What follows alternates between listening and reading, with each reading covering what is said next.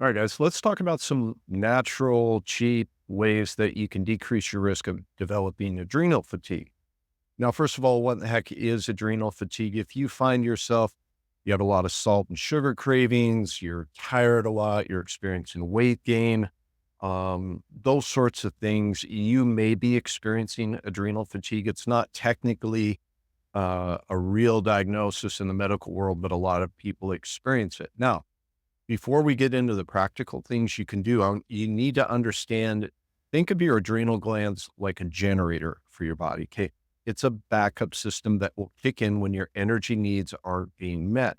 And usually that means for most people that they have thyroid problems that are going on. When the thyroid's not operating effectively, the adrenal glands can kick in and serve as a backup or generator source. Okay. I find that's a little more helpful for people to think about it that way. But with that being said, what are some simple, common things that you can do to lower your risk of adrenal fatigue? These are the ones I find most often. These are things I used to do, so I experienced these things myself. Number one, chronic low carb eating. I realize that is going to torque some people off. Okay, I was low carb for almost 2 decades.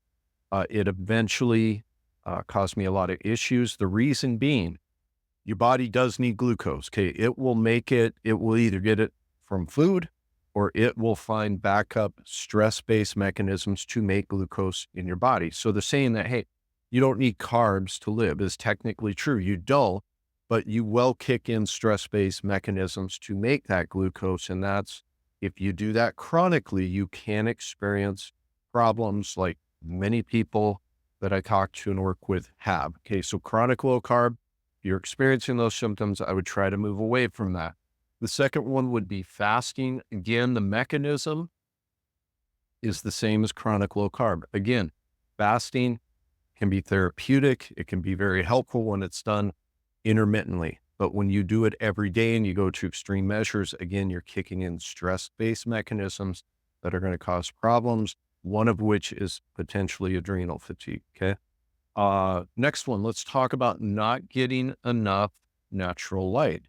Okay, sunlight gets such a bad rap in our country because, you know, they want you to believe that if you're out in the sun, you're going to get skin cancer, which is simply not the case. The evidence isn't there for it.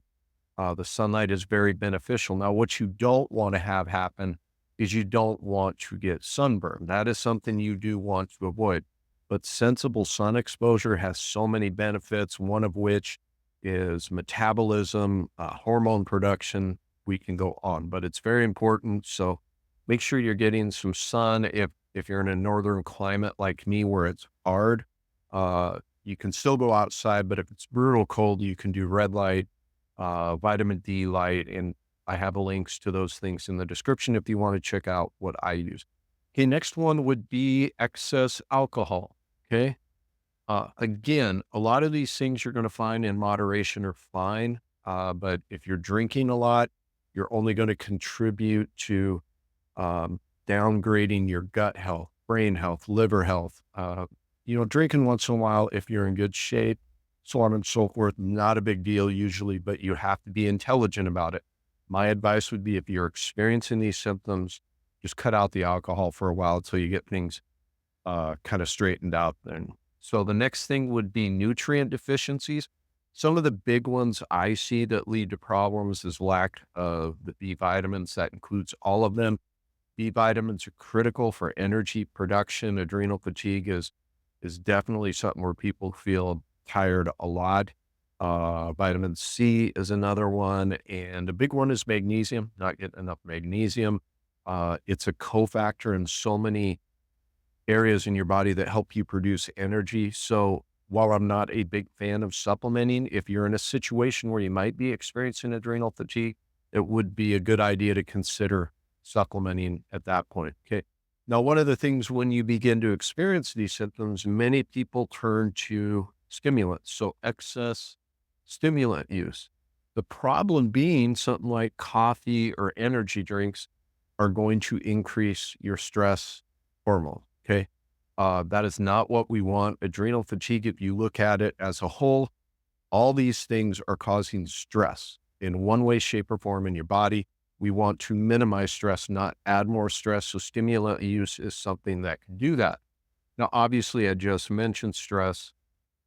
So that's something we need to talk about. Are there things in your life that are causing you stress that you can potentially lower?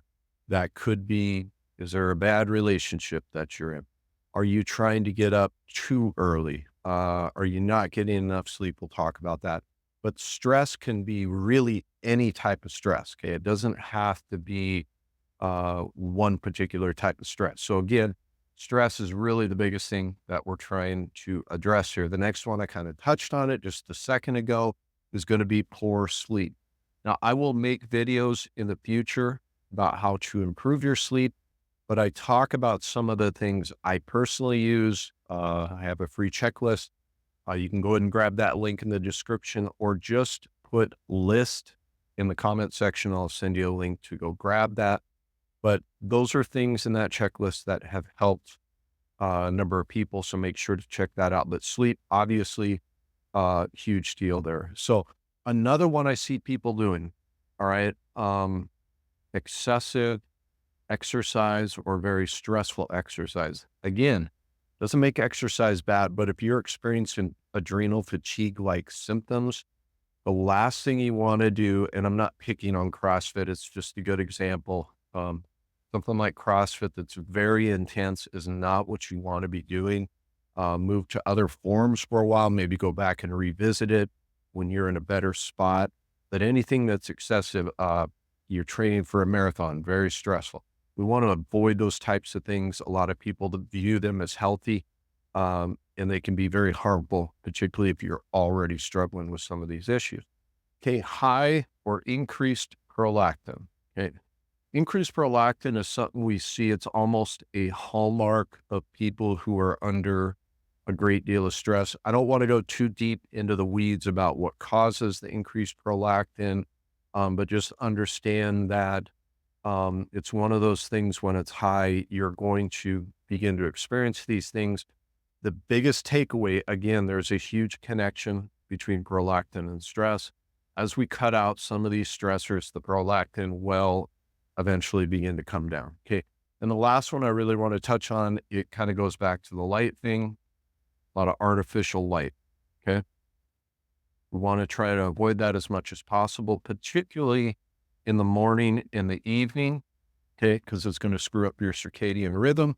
It's going to mess with your sleep, and then we're going to run into more stressful issues. So, like for example, these are computer glasses, but they help block some of the blue light from the computers during the day, some of the lights, in the morning, and then the evening when it's winter like this and it's dark out very early. I will wear a different set of glasses that block out the blue light more intensely. So that's something you want to think about. Add in, again, I have links in the description. I have these things on my list as well, so make sure to go grab those. So that's it, guys. Those are some practical things you can do if you're worried about adrenal fatigue. If you're experiencing those symptoms, I'd encourage you to start looking at some of these things with an open mind. I get it. The low carbon fasting thing always triggers people, and I'd encourage you not to do that. I speak from experience. So, hope it was helpful, guys. I'll see you in the next one.